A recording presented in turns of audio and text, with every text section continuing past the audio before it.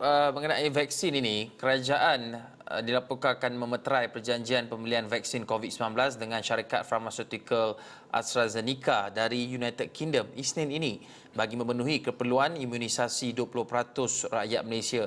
Menurut Menteri Kesihatan Datuk Seri Dr. Adam Baber, ia merupakan perjanjian ketiga selepas COVAX dan Pfizer yang dimeterai akhir bulan lalu, masing-masing bagi 10% dan 20% rakyat Malaysia. Dan bagi mengulas lanjut, kita bersama dengan pakar Kesihatan Awam Fakulti Perubatan dan Sains Kesihatan UPM, Profesor Madya Dr. Malina Osman. Doktor, kita bermaklum bahawa suhu simpanan vaksin AstraZeneca ini jauh lebih mudah berbanding dengan Pfizer. Adakah ini akan secara umumnya memudahkan urusan logistik dalam hal penyampaian vaksin di Malaysia, terutama sekali di kawasan pedalaman?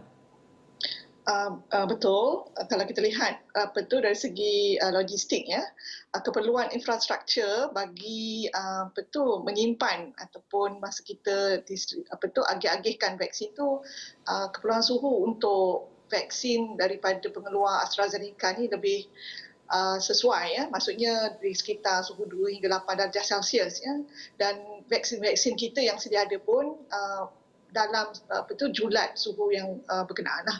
Jadi insyaAllah dengan adanya vaksin ini, agihan itu lebih mudah untuk dilaksanakan ke seluruh negara. Doktor, secara umumnya vaksin AstraZeneca ini memudahkan dan kita lihat peratus keberkesanannya juga agak tinggi, ya, lebih 90%. Selain daripada kos ataupun harganya yang mungkin sikit rendah. Adakah ini bermakna ataupun kita boleh ataupun perlu meningkatkan bekalan vaksin daripada AstraZeneca ini melebihi ataupun melepasi jangkaan 20% yang kita tanda tangani itu? Okey, pada pandangan saya kita perlu melihat pada perkembangan semasa lah ya. Melihat kepada vaksin yang sedia ada, kita ada Pfizer, Moderna, Sinovac ya, dan yang ini AstraZeneca ni. Walaupun kesemua yang kita sebutkan tadi sudah melepasi ya, ataupun sudah di peringkat dilisenskan untuk digunakan, tapi pemantauan dari masa ke semasa tentang kesan-kesan yang masih tidak dijangka masih berterusan.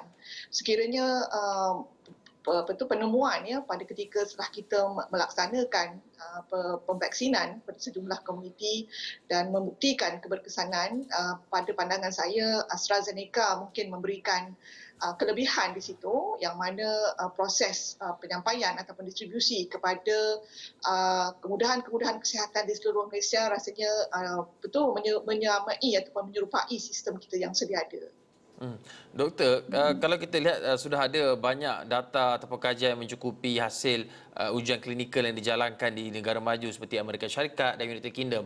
Adakah ujian ataupun keputusan data tersebut boleh dijadikan sebagai asas untuk mendapatkan kelulusan segera oleh bahagian regulatory farmasi negara ataupun NRPA yang lebih cepat? Okey, pada pandangan saya dari segi keperluan penyelidikan tu, kesemua vaksin yang telah diluluskan ya penggunaannya secara kecemasan ya telah melalui peringkat-peringkat penyelidikan yang perlu dilakukan ya, bermula daripada fasa SIFA hinggalah ke fasa ketiga ya. Kalau kita lihat di situ setiap fasa tu mereka mendokumentasikan ya, semua ya, keadaan-keadaan yang perlu dilaporkan. Dan sehinggalah pada peringkat ketiga tu yang mana ia melibatkan lebih daripada ribuan ya. Saya bagi contoh macam AstraZeneca ni melibatkan lebih 20,000 responden di 3 buah negara ya, iaitu di Afrika Selatan, Brazil dan United Kingdom. Jadi ribuan data-data ini sebenarnya memberikan banyak manfaat ya untuk kita mengkaji, menganalisa dan melihat ya kepada kesan-kesan keberkesanan dan juga kemungkinan kesan sampingan yang mungkin ada. Pada pandangan saya data-data tersebut dari segi epidemiologi mencukupi ya untuk kita betul membuat kesimpulan ya, sehingga ke hari ini. Doktor, kita lihat setakat ini secara keseluruhan Malaysia bakal menerima 50% vaksin untuk seluruh populasi negara. Adakah doktor melihat keperluan untuk kita lihat juga kepada vaksin-vaksin lain seperti Sputnik daripada Rusia untuk memenuhi baki keperluan untuk melakukan imunisasi kelompok itu? Kalau kita lihat ya secara retrospektif, vaksin Sputnik daripada Rusia itu telah pun dikeluarkan ataupun diumumkan pada Ogos September ya yang baru lalu. Bagaimanapun data-data terkini mengenai vaksin tersebut, pada pandangan saya tidak begitu meluas ya dia punya makluman-makluman ya untuk kita kaji secara mendalam. Walaupun AstraZeneca baru-baru ini telah menyatakan bahawa mereka akan bekerjasama ya dengan dengan vaksin yang dikeluarkan oleh Rusia.